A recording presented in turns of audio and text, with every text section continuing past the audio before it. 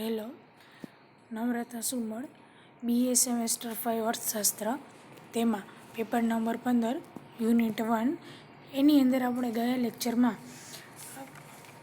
આર્થિક વિચારોના ઇતિહાસનું આપણે અભ્યાસ પદ્ધતિ વિશેની માહિતી મેળવી હતી. આજે આપણે આર્થિક વિચારોના ઇતિહાસનું વિષય વસ્તુ તેના વિશેની ચર્ચા કરવાની છે. તો મુખ્ય મુદ્દાઓની અંદર તેમાં આર્થિક વિચારોનો ઇતિહાસનો ઉદ્ભવ, તેનો વિકાસ, તેનું અર્થઘટન અને તેમની વચ્ચેના પારસ્પરિક સંબંધોની તપાસ છે તે આપણે જોવાની રહીએ. અને તેમાં કેટલા વિભાગોમાં વહેંચી દેવામાં આવે છે તેના વિશેની આપણે સંક્ષિપ્તમાં માહિતી મેળવવાની રહેશે. તો સૌ પહેલાં આપણે જોઈએ તો તેની અંદર પૂર્વ વૈજ્ઞાનિક આર્થિક વિચારો, તેની અંદર આવશે પ્રાચીન આર્થિક વિચારો, મધ્યકાલીન આર્થિક વિચારો, વ્યાપારવાદ અને પ્રકૃતિવાદ. બીજા મુદ્દા આવશે વૈજ્ઞાનિક આર્થિક વિચારો. તેની અંદર પ્રતિષ્ઠિત આર્થિક વિચારોમાં એમાં પ્રથમ તબક્કાની અંદર એડમ સ્મિથ, બેન્થામ, માલ્થસ, રિકાર્ડો, J.S. મિલ વગેરેનો સમાવેશ થશે પ્રથમ તબક્કામાં. અને બીજો તબક્કો, ત્રીજી બાબત આવે છે બીજો મુદ્દો, તેમાં સમાજવાદી આર્થિક વિચારો છે. તેની અંદર આપણે પ્રથમ તબક્કામાં સિસ્મોન્ડી, સેન્ટ સાઇમન, ઓવેન, ફોરિયર અને બ્લાન્ક, અને પછી આવશે પ્રોધો. આટલા વિશેના સમાજવાદીના આર્થિક વિચારો છે તેની આપણે ચર્ચા કરવાની છે. બીજો મુદ્દો આવે છે તેની અંદર આપણે રાજ્ય સમાજવાદ, માર્ક્સવાદ, બિન માર્ક્સવાદી સમાજવાદ, સંઘવાદ અને ફેબિયન સમાજવાદ વિશેની આપણે માહિતી મેળવવાની છે. ત્રીજો મુદ્દો આવે છે તે રાષ્ટ્રીય આર્થિક વિચારો. અને ચોથો મુદ્દો આવે છે આધુનિક આર્થિક વિચારો. તેની અંદર આપણે નવપ્રશિષ્ટ વિચારધારા, સ્વીડન સંપ્રદાય, અમેરિકામાં આધુનિક આર્થિક વિચારો અને નવીન અર્થશાસ્ત્ર, આટલા વિશેની આપણે તેની અંદર ચર્ચા મેળવવાની છે. આટલા મુદ્દાઓની આપણે તેના જે આર્થિક વિચારો છે જે વિષય વસ્તુ તરીકે કામ કરે છે તેની આપણે આમાં ચર્ચા કરવાની છે. તો પહેલો મુદ્દો આપણે જોઈએ તો પ્રશિષ્ટ છે અર્થશાસ્ત્રીઓ છે તેના દ્વારા જે રજૂ કરવામાં આવેલા છે તેના વિચારમાં આપણે પૂર્વ વૈજ્ઞાનિક આર્થિક વિચારો. તો તેની અંદર પહેલાં આપણે જોઈએ પ્રાચીન આર્થિક વિચારો. અનેક પ્રાચીન કવિઓ અને તત્વજ્ઞાનીઓની રચનાઓમાં છૂટક આર્થિક વિચારો જોવા મળે છે, પરંતુ આ વિચારોનો ન્યાય, રાજનીતિ અને નીતિશાસ્ત્રમાં સમાવેશ થયેલો જોવા મળે છે. યુરોપમાં ગ્રીસ દેશનો સમાજ સૌપ્રથમ વ્યવસ્થિત રીતે સંગઠિત થયેલો સમાજ હતો. તેની રાજ્ય વ્યવસ્થામાં ગુલામોની સંસ્થાના પાયામાં રચાયેલી હતી. ગ્રીકમાં પ્લેટોના પુસ્તકમાં રિપબ્લિક એક આદર્શ રાજ્યની કલ્પના રજૂ કરી. તેમાં તેણે શ્રમ વિભાજનનો ખ્યાલ છે તે રજૂ કરેલો છે.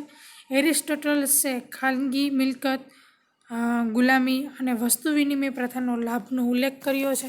રોમન સમાજ પણ ગુલામી પ્રથા આધારિત હતો.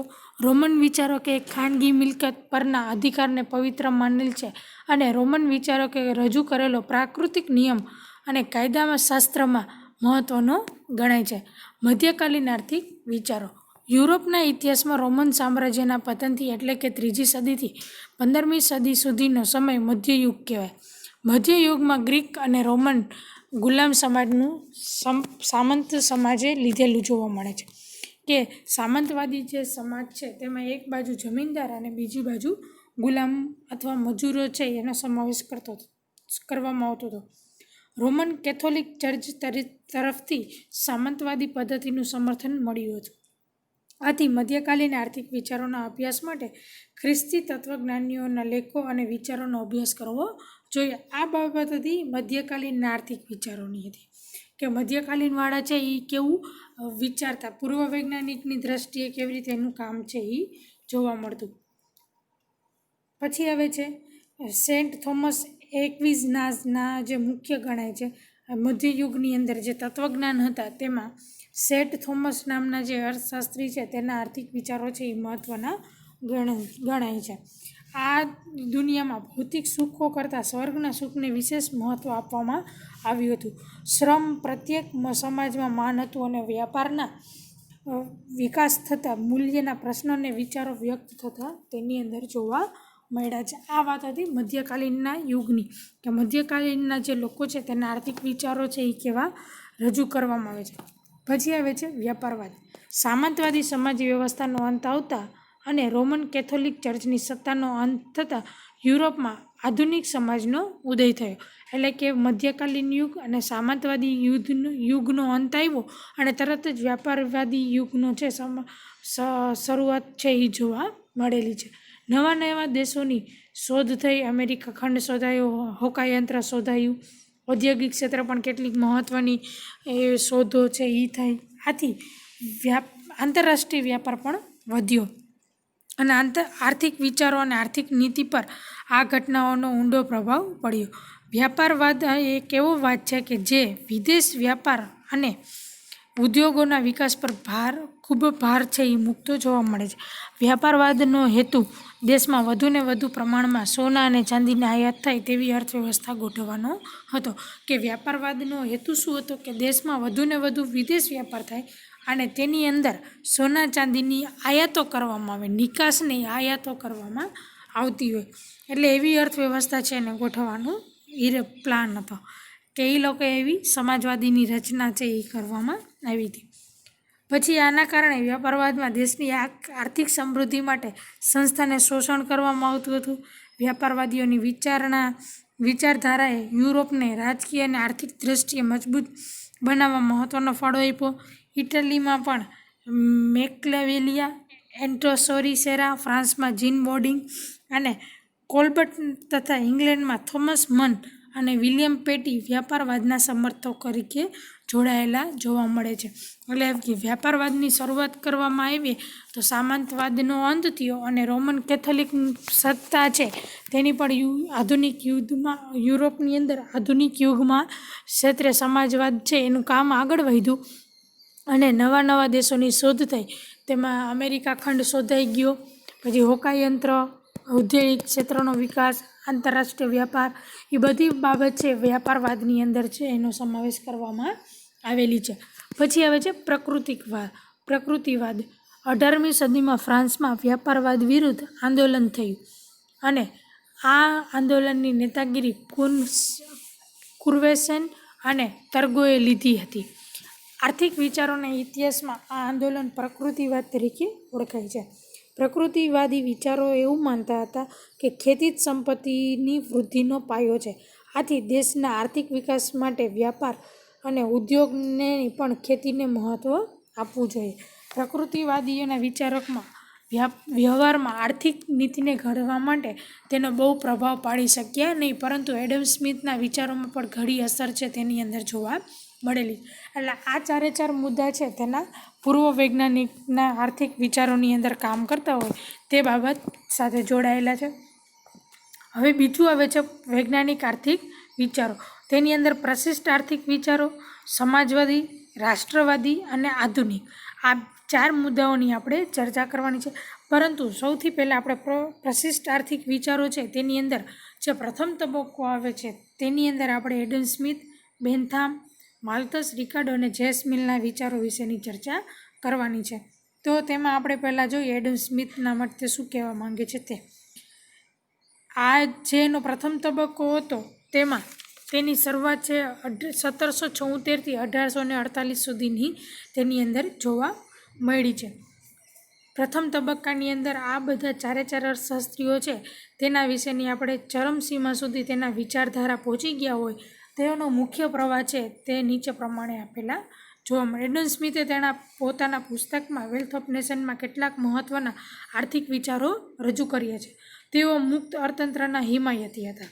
શ્રમ વિભાજન, બજાર, મૂડી, આંતરરાષ્ટ્રીય વ્યાપાર વગેરેને સંબંધમાં તેણે મૌલિક વિચારો રજૂ કર્યા છે. જે પ્રશિષ્ટ આર્થિક વિચારો છે જે રજૂ કરવામાં મહત્ત્વનું કામ કરતો તેમાં એડમ સ્મિથનું છે એ એવું કહેતા કે પોતાનું જે પુસ્તક લખ્યું છે તેની અંદર એને શ્રમ વિભાજન, બજાર, મૂડી, આંતરરાષ્ટ્રીય વ્યાપાર વગેરેના જે વિચારો રજૂ કર્યા છે તેના માટે તે સૌથી મહત્ત્વનું કામ છે. તેના આર્થિક વિચારો તેની અંદર એને જોડાયેલા છે. એ તેવું એવું માનતા કે મુક્ત અર્થતંત્ર હોવું જોઈએ. અર્થતંત્રમાં કોઈ દખલગીરી કરવા માટે ન હોય, કોઈના સંરક્ષણવાદીની કાંઈ કામગીરી ન થાય, કંઈ એકી જાતના પરવાના ન હોય, મુક્ત વ્યાપાર છે એ કરવાની એના હિમાયતી છે એડમ સ્મિથ છે એ જોવા મળેલા છે. પછી આવે છે બેન્થામ. બેન્થામે તે ઉપયોગિતાવાદીનો જો વિચાર રજૂ કર્યો છે કે અધિકતમ લોકોનું અધિકતમ કલ્યાણ થાય તેનો હેતુ જ હતો, કે આ વિચારની અંદર પ્રશિષ્ટ આર્થિક વિચારધારાનો પાયો ખ્યાલ બની ગયેલો જોવા મળે છે. એટલે બેન્થામનો એ આર્થિક વિચાર એવો હતો કે લોકોનું વધારેમાં વધારે છે એ કલ્યાણ થાય અને કોઈના કલ્યાણમાં ઘટાડો ન થાય તે બાબત છે બેન્થામ દ્વારા રજૂ કરવામાં આવેલી હતી, કે બેન્થામના આ વિચારો રજૂ કરે છે. પછી આવે છે માલ્થસ. તે એડમ સ્મિથના અનુયાયી હતા. તેણે વસ્તીનો સિદ્ધાંત આપ્યો. તેના મતે વસ્તીનું પ્રમાણ જીવન નિર્વાહના સાધનોના પ્રમાણ કરતાં ઘણી ઝડપથી વધે છે. આથી વસ્તીનો અનિયંત્રિત વધારો આર્થિક વિકાસમાં અવરોધરૂપ બનતો હોય છે. એટલે માલ્થસનું કહેવાનું શું છે કે એડમ સ્મિથના અનુયાયી તો હતા જ, પણ સાથે સાથે તેણે વસ્તીનો સિદ્ધાંત આપ્યો. જો મળે માલ્થસનો સિદ્ધાંત છે તે વસ્તીનો છે, કે તેને જીવન નિર્વાહ માટેના જે સાધનો ઘણા બધા જોઈએ છે તેમાં ઝડપથી વધારો થાય તે બાબત છે, તેના કારણે વસ્તીમાં અનિયંત્રિત વધારો થયેલો જોવા મળે છે અને આર્થિક જે વિકાસ થવો જોઈએ તે યોગ્ય રીતે વિકાસ છે એ થઈ શકતો નથી. એટલે માલ્થસના તેના વસ્તીના સિદ્ધાંત દ્વારા એને આર્થિક વિચારો રજૂ કરેલા છે. રિકાર્ડોએ વહેંચણીનો સિદ્ધાંત આપેલો છે. તો તેની જે સમસ્યા રહેલી છે ભાડા માટેના જે સિદ્ધાંતની, કે વહેંચણીના જે ભાડા માટે જો રિકાર્ડોએ જે સિદ્ધાંત આપેલો છે કે ભાડા છે યોગ્ય પ્રકારનું જે મળી રહેવું જોઈએ, તો એના બાબતમાં રિકાર્ડોએ એવું કીધું છે કે વહેંચણીની સમસ્યાનું ધ્યાન કેન્દ્રિત કર્યું હતું, તો તેણે ભાડાના સિદ્ધાંત છે તેના દ્વારા રજૂઆત કરી છે. તેમના મતે આર્થિક વિકાસની સાથે સાથે ભાડાનું પ્રમાણ વધે, પરંતુ વેતન સ્થિર રહેતું હોવાથી શ્રમનો સાપેક્ષ હિસ્સો છે એ ઘટતો જોવા મળે છે. કે સામે ભાડાનું પ્રમાણ તો વધે જ છે, પરંતુ વેતન છે એ સ્થિર રહેતું નથી અને સામે શ્રમનું પ્રમાણ છે એ વધતું જોવા મળે છે. પછી આવે છે જે.એસ. મિલ. જે.એસ. મિલ છે એક પ્રશિષ્ટ વિચારધારા છે, એને આગળ વધવા માટેનું કામ છે તેને અગત્યનો ભાગ છે એ ભજવ્યો છે, પરંતુ સાથે સાથે કેટલાક સમાજવાદી આર્થિક વિચારો પણ સામેલ કર્યા છે અને પરિણામે તેના પ્રશિષ્ટ આર્થિક વિચારોનો વિકાસ ઉચ્ચતમ સપાટીએ પહોંચે અને તેના દ્વારા વિચારધારાઓનું પતન થાય, પ્રશિષ્ટ વિચારધારાઓનું પતન થાય તે માટેનું કામ છે તેણે રજૂ કરેલું. એટલે આ ત્રણ બાબત છે તેની પ્રથમ તબક્કાની અંદર જે આર્થિક વિચારો રજૂ કરેલા છે તેની અંદર જોવા મળ્યા. હવે આપણે બીજો તબક્કો જોવાનો છે. બીજા તબક્કાની શરૂઆત ઈસવીસન 1848થી લઈ 1890 સુધીનો તબક્કો જોવા મળે છે. તેમાં જે.એસ. મિલના સમયથી પ્રશિષ્ટ આર્થિક વિચારોનું પતન થવા માંડ્યું. આ તબક્કામાં પ્રશિષ્ટ વિચારોની અસર ઘટવા લાગી. તેની સાથે સમાજવાદી અને ઐતિહાસિક વિચારધારા વધુ પ્રબળ બની ગઈ. ઓસ્ટ્રેલિયન સંપ્રદાયના જે અર્થશાસ્ત્રીઓ ઉપયોગિતા અને દૃષ્ટિગુણ જેવા આત્મલક્ષી ખ્યાલ દ્વારા પ્રશિષ્ટ વિચારધારાને નવું જીવન આપવા માટેના પ્રયત્નો કરવા લાગ્યા હતા. માર્શલના આગમન સાથે જ આ તબક્કો અહીં પૂરો કરવામાં આવે છે અને માર્શલના પ્રથમ આધુનિક અર્થશાસ્ત્રી તરીકે માનવામાં આવે છે. માર્શલના સમયથી લઈને નવપ્રશિષ્ટ વિચારધારાની શરૂઆત છે એ જોવા મળી. એટલે માર્શલ પછીના જે અર્થશાસ્ત્રી છે તે બધા નવપ્રશિષ્ટ અર્થશાસ્ત્રી તરીકે ઓળખવામાં આવે છે. હવે આપણે બીજો મુદ્દો જોવાનો છે સમાજવાદી આર્થિક વિચારો. તેની અંદર પ્રથમ તબક્કો આવે છે તેની શરૂઆત 19મી સદીની શરૂઆતથી જોવા મળ્યો છે. આ સમાજવાદીઓએ સામાજિક પરિવર્તન માટે નૈતિક પરિબળો પર ભાર મૂક્યો અને ભાવિ સમાજ માટે વિસ્તૃત યોજનાઓ ઘડી હતી. તેના મુખ્ય વિચારધારાઓના જે મુખ્ય વિચારો રજૂ કરનાર છે તેમાં સિસ્મોન્ડી, સેન્ટ સાયમન, ઓવેન, ફોરિયર અને બ્લાન્ક, આ ત્રણે અને પ્રોધો, આ ચારે તબક્કાની શરૂઆત છે પ્રથમ તબક્કાના જે અર્થશાસ્ત્રીઓ છે તેને કરેલી છે. તેમાં આપણે સિસ્મોન્ડી જોઈએ તો સમાજવાદી અર્થશાસ્ત્રીઓમાં સિસ્મોન્ડી સૌપ્રથમ વિચારક હતા. તેઓની વિચારધારાએ પછીના સમાજવાદી વિચારો પણ ઘણી અસર કરી છે.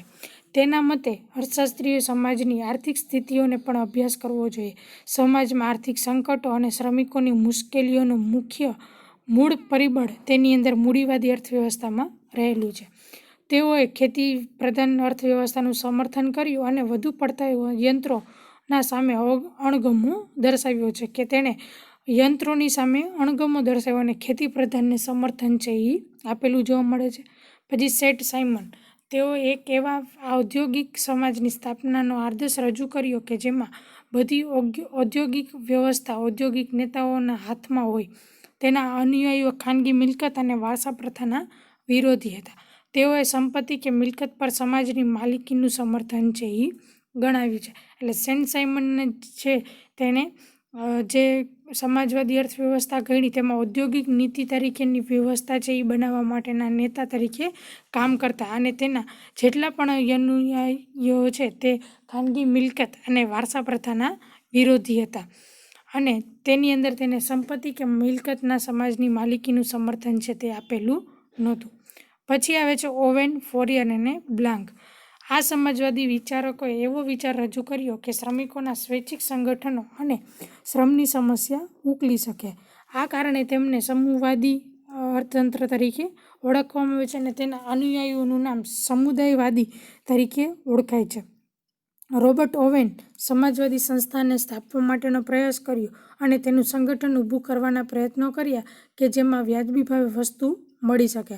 રોબર્ટ ઓવેનનું સમાજવાદી કામ એવું હતું કે જે લોકોનું સંગઠન ઊભું કરે તેમાં તે લોકોને જે પણ વસ્તુ જોતી હોય તે વ્યાજબી ભાવે મળી રહે. ફોરિયર નામના જે અર્થશાસ્ત્રી છે તેની સમાજવાદની એવી સમાજમાં કલ્પના કરી કે જેમાં ઉત્પાદન અને વપરાશ સહકારી ધોરણ પર આધારિત હોય કે સહકારી જે ઉત્પાદન કરવામાં આવે છે તેની અંદર સહકાર અને વપરાશ બંને વસ્તુ સમાજના કલ્યાણ માટે કામ કરતી હોય તે બાબત ફોરિયસે રજૂ કરી.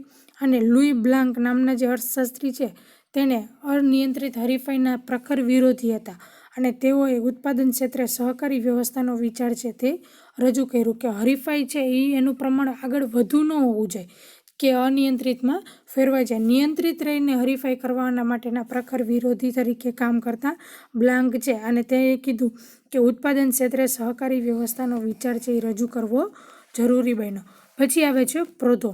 તો તેમના માટે ખાનગી મિલકતની ચોરી છે અને તેથી તેનું અસ્તિત્વ અન્યાયયુક્ત છે અને તેઓએ એવા સમાજની સ્થાપના પર ભાર મૂક્યો કે જેમાં રાજ્યને કોઈ સત્તા જ ન હોય. એટલે કે સમાજવાદની અંદર એવી સત્તા બનાવવાની કે રાજ્યની અંદર કોઈ એનો હસ્તક્ષેપ જોવા ન મળતો. એ સમાજવાદના આર્થિક વિચારોની અંદર કામ કરતા જોવા મળે છે.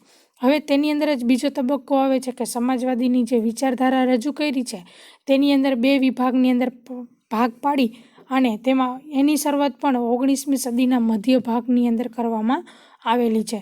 તો તેની અંદર જે આધુનિક યુગની અંદર મજૂરોને જે આંદોલનનો પાયો નાખ્યો હોય તો સમાજવાદના આર્થિક વિચારો દ્વારા છે એ પાયો નાખવામાં આવેલો છે.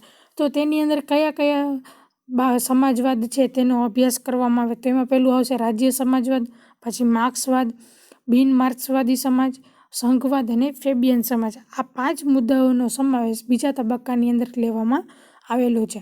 તેની અંદર આપણે પહેલાં જોઈએ તો રાજ્ય સમાજવાદ. રાજ્ય સમાજવાદની વિચારધારા જર્મન વિચારધારા તરીકે ઓળખાય છે. તેના કારણે તેનો પ્રારંભ છે એ જર્મનીમાં થયો હતો. આ વિચારધારા મુજબ મજૂરોના લાભ માટે સામાજિક સુધારો કરવો અને તેમાં રાજ્યની જવાબદારી છે તેવું તેને કીધેલું હતું. સમાજવાદની અંદર મુખ્ય પ્રતિપાદક જર્મની સમાજવાદના રોડબર્ટ્સ અને લોસેન નામના વિચારક દ્વારા તેને સમાજવાદની અંદર રચના કરેલી જોવા મળે છે. એટલે એની શરૂઆત છે એ એની જર્મનની અંદર જે વિચારધારા રજૂ કરવામાં આવી હતી તેનો સમાવેશ રાજ્યની જે જવાબદારી આવે છે અને જે સામાજિક સુધારા કરવાના છે, મજૂરોને જે લાભ આપવાના છે તે બધી બાબત રાજ્ય દ્વારા છે એ નક્કી કરવામાં આવે તે બાબતની જે સમાજવાદી છે તેની અંદર ચર્ચા કરવામાં આવી હતી. પછી આવે છે માર્ક્સવાદ. માર્ક્સવાદ એક વૈજ્ઞાનિક સમાજવાદ છે જે કાર્લ માર્ક્સે રજૂ કરેલ છે. માર્ક્સવાદના મુજબ શ્રમ એ જ મૂલ્યનો પાયો છે. મૂડીવાદનું શ્રમનું શોષણ કરીને જ ટકી રહે છે અને મૂડીવાદનો વિકાસ આર્થિક સંકટો છે એ ઊભા કરતા જોવા મળે છે જેથી અર્થવ્યવસ્થા નબળી પડે છે. આથી છેવટે મૂડીવાદીનો નાશ થાય અને તેના દ્વારા તેની એટલે આર્થિક વિચારોની અંદર જે માર્ક્સવાદી વિચાર છે તેની અંદર તેની મૂડીનું જે શોષણ મૂડીવાદ દ્વારા જે શ્રમનું શોષણ કરવાનું આવે છે તેના જે સંકટો ઊભા થાય છે તેની અર્થવ્યવસ્થા છે માર્ક્સવાદની અંદર કરવામાં આવેલી હતી. પછી આવે છે બિન માર્ક્સવાદી સમાજવાદ. જર્મનીમાં બેસ્ટન માર્ક્સવાદના વિરુદ્ધ ઉત્ક્રાંતિયુક્ત સમાજવાદનો ખ્યાલ છે તેને રજૂ કર્યો. તે અનુસાર એકદમ ક્રાંતિ વધતા ધીમા ધીમા સુધારા દ્વારા સમાજવાદને વધુ સફળ બનાવી શકાય છે. આ વિચારધારામાં જર્મનીમાં મજૂર આંદોલન પણ ઘણો પ્રભાવ પડેલો જોવા મળે. જે માર્ક્સવાદના જે યુગની અંદર જે માર્ક્સવાદી વિચાર જે રજૂ કરતા એના સિવાયના જે લોકો હતા તેની ઉત્ક્રાંતિમાં સમાજવાદનો ખ્યાલ છે તેને રજૂ કર્યો અને તેની અંદર તેને એકદમ નહીં પણ એકી સાથે નહીં ક્રાંતિ જે કાર્યો કરવાના હતા પણ તેને ધીમે ધીમે સુધારા કરી અને સમાજવાદની અંદર વધુ સફળતા મળે તેની બાબત છે બિન માર્ક્સવાદી સમાજ દ્વારા છે રજૂ કરવામાં આવી. પછી હવે છે સંઘવાદ. તો આ વિચારધારા છે એ ફ્રાન્સમાંથી ઉદ્ભવી છે અને સંઘવાદમાં ક્રાંતિ માને છે કે આ વિચારધારા મુજબ મૂડીવાદીઓ સામે આર્થિક યુદ્ધમાં એક સાધન તરીકે મજૂર સંગઠન રચવું જોઈએ અને બંધારણીય માર્ગ કરતાં હડતાલના શસ્ત્રને વધુ મજૂરોને અધિકારો આપવા માટે જોઈ તેવું માનવામાં આવતા હતા કે સંઘની અંદર જે આપણે સંગઠન ઊભું કરી છે તેમાં મૂડીવાદી જે બંધારણ કરવામાં આવે છે જે સાધનો મજૂરનું સંગઠન રચવામાં આવે છે તેની અંદર તેને બંધારણીય માર્ગ કરતાં જે હડતાલના શસ્ત્ર છે તેના દ્વારા મજૂરોને અધિકારો છે એ આપવા જોઈએ કે અધિકારોનું કામ છે એની અંદર કરતા હોય. પછી આવે છે ફેબિયન સમાજવાદ. ફેબિયન સમાજવાદ એ ઇંગ્લેન્ડમાં અસ્તિત્વમાં આવેલો વિશિષ્ટ પ્રકારનો સમાજવાદ છે. તે સમાજવાદને પ્રોત્સાહન આપવા માટે શિક્ષણ અને કાયદામાં સુધારા કરવાની હિમાયત કરે છે. તે વ્યક્તિના કાર્યો પર અને નિયંત્રણ મૂકવાનું કાર્ય પણ તે સૂચવતા જોવા મળે છે અને સરકારના જે કાર્યોમાં વધારો કરવાની જે હિમાયત રચવામાં આવી છે તે ફેબિયન સમાજ દ્વારા છે તેની પદ્ધતિ છે એ રજૂ કરવામાં આવેલી છે. એટલે આ બાબત બધી હતી પ્રથમ તબક્કાવાળી. બીજા તબક્કાવાળી તે સમાજવાદના આર્થિક વિચારો દ્વારા જે વિચારો રજૂ કરવામાં આવેલા છે તેની બાબત છે એના વિષય વસ્તુનો અભ્યાસ કરવાનો જે સમાવેશ થાય છે તેમાં આટલા મુદ્દાઓની ચર્ચા કરવામાં આવે. હવે આપણે એના પછીનો પોઈન્ટ જોઈએ તો રાષ્ટ્રવાદી આર્થિક વિચારો. તો પ્રશિષ્ટ આર્થિક વિચારોના પ્રત્યાઘાત રૂપે સમાજવાદી આર્થિક વિચારો ઉદ્ભવ્યા. તે ઉપરાંત રાષ્ટ્રવાદી અને ઐતિહાસિક વિચારોએ પણ પ્રશિષ્ટ વિચારધારાની ટીકા કરી અને નવા વિચારો રજૂ કર્યા હતા.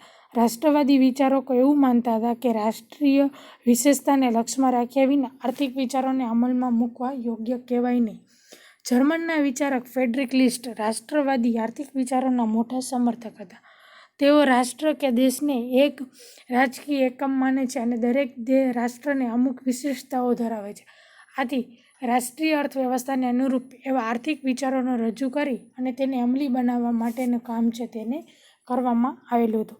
એવી આર્થિક નીતિ ઘડવી જોઈએ કે રાષ્ટ્રના આર્થિક વિકાસ માટે અનુકૂળ હોય અને આર્થિક વિકાસ થાય તે માટે ઉદ્યોગોને પણ સંરક્ષણના હિમાયતી બનાવવા માટેની આર્થિક વિચારો છે તેને રજૂ કરેલા હતા.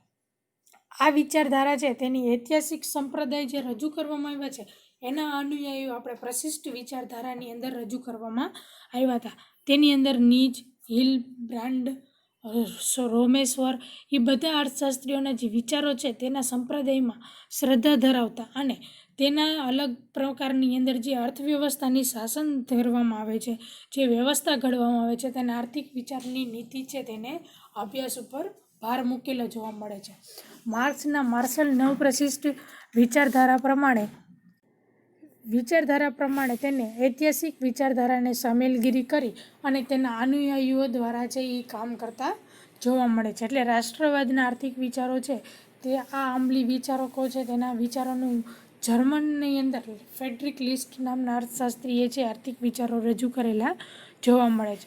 પછી જ આવે છે આધુનિક વિચારો. તેની અંદર નવપ્રશિષ્ટ વિચારધારા, સ્વીડન સંપ્રદાય, અમેરિકામાં આધુનિક વિચારો અને નવીન અર્થશાસ્ત્ર આ ચાર બાબત વિશેની આપણે ચર્ચા કરવાની છે. તો તેમાં પહેલાં નવપ્રશિષ્ટ વિચારધારા. આધુનિક વિચારધારામાં નવપ્રશિષ્ટ વિચારધારા સૌથી વધુ અગત્યની ગણી શકાય છે.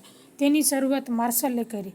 તેણી ઐતિહાસિક, સમાજવાદી અને ઉપયોગિતાવાદી સંપ્રદાયની જે પ્રશિષ્ટ વિચારધારાની સામે ટીકા લક્ષ્યમાં રાખીને નવપ્રશિષ્ટ વિચારધારાનો પાયો નાખ્યો. માર્શલના વિચારો ઇંગ્લેન્ડમાં ખૂબ પ્રચલિત બન્યા તેમજ કેમ્બ્રિજ અર્થશાસ્ત્રીના તેઓ નેતા હતા. પરંતુ નવપ્રશિષ્ટ વિચારધારાની કેટલીક નબળાઈઓને લીધે તેનો અંત આવ્યો.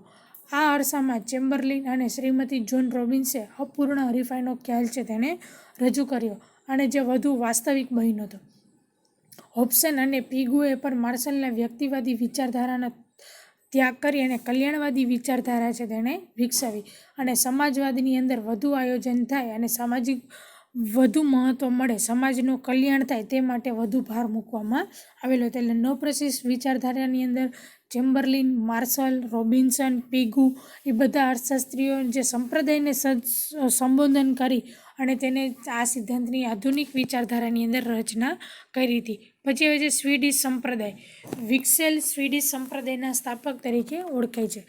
તે મૂલ્યના અભ્યાસ પર વિશેષ ભાર મૂકે છે અને તે અર્થવ્યવસ્થાની સમતુલાનો સામાન્ય સમતુલાની રીતે અભ્યાસ થાય તેવું તે માનતા હતા કે અર્થવ્યવસ્થાની અંદર સમતુલા છે એનો અભ્યાસથી વધુ ભાર મૂકે અને તેની અંદર જે મૂલ્યની અંદર જે અભ્યાસ કરવામાં સમાન રીતે સમતુલા દર્શાય તે સામાન્ય તુલાઓની જે રચના કરવામાં આવે છે તે સ્વીડન સંપ્રદાય દ્વારા જે રજૂ કરવામાં આવેલી હતી. પછી આવે છે અમેરિકામાં આધુનિક આર્થિક વિચારો. તો અમેરિકાની અંદર જે આધુનિક આર્થિક વિચારો છે તેમાં કેટલાક વિચારોની અંદર સંપ્રદાયની અંદર જે વેચવામાં આવે છે તેમાં સંસ્થાગત સંપ્રદાય જેનો વિકાસ છે વેબલેન નામના અર્થશાસ્ત્રીએ કર્યો હતો. તેની અંદર તેને મનોવૈજ્ઞાનિક અને સાંસ્કૃતિક પાસાઓ પર છે વધુ ભાર મૂક્યો અને પ્રશિષ્ટ વિચારધારાના વિરોધની અંદર કામ છે એ કરતા. બીજી બાબત આવે છે સીમાંતવાદ. તો તેનો વિકાસ છે પેટન, નાઇટ, ફિશર, ક્લાર્ક વગેરે અર્થશાસ્ત્રીઓ તેને ફાળો છે એ આપ્યો જોવા મળે અને સીમાંત વિશ્લેષણ ઉપર વધુ ભાર મૂક્યો જોવા મળે છે. અને ત્રીજી બાબત આવે છે નવકલ્યાણ સંપ્રદાય. આ ત્રણ સંપ્રદાય દ્વારા આધુનિક જે અમેરિકાની અંદર આધુનિક જે આર્થિક વિચારો રજૂ કર્યા તે બાબત ત્રણ મુદ્દાઓને ધ્યાનમાં લે અને આર્થિક વિચાર છે સમાજવાદી વિચારધારા પ્રમાણે એનું કામ છે એ કરવામાં આવેલું છે. પછી આવે છે નવીન અર્થશાસ્ત્ર. તો ઇંગ્લેન્ડમાં કેન્સે નવી આર્થિક વિચારધારા રજૂ કરી કે જે નવીન આર્થિક વિચાર રજૂ જે કરવામાં આવી છે તેને નવીન આર્થિક અર્થશાસ્ત્ર તરીકે ઓળખવામાં છે. તેમના મતમાં જે અર્થતંત્રની અંદર મંદી અને બેકારી એ ઓછી અસરકારક માંગ અને તેથી ઓછા મૂડીરોકાણનું પરિણામ જોવા મળે છે અને આર્થિક નીતિના ઘડતરમાં કેન્સના આર્થિક વિચારોએ રજૂ કરેલી ઘણી અસર છે તેના ઉપર આપણે વિચારણા કરેલી છે. તો આ અર્થશાસ્ત્રના જે વિષય વસ્તુનો અભ્યાસ છે તેના વિશેની આપણે માહિતી મેળવી. નેક્સ્ટ વિડીયોમાં આપણે જે આર્થિક વિચારો છે તેની અંદર જે અભ્યાસ કરવામાં આવે છે તેનું મહત્ત્વ કેટલું છે તેના વિશેની ચર્ચા કરીશું. Thank you.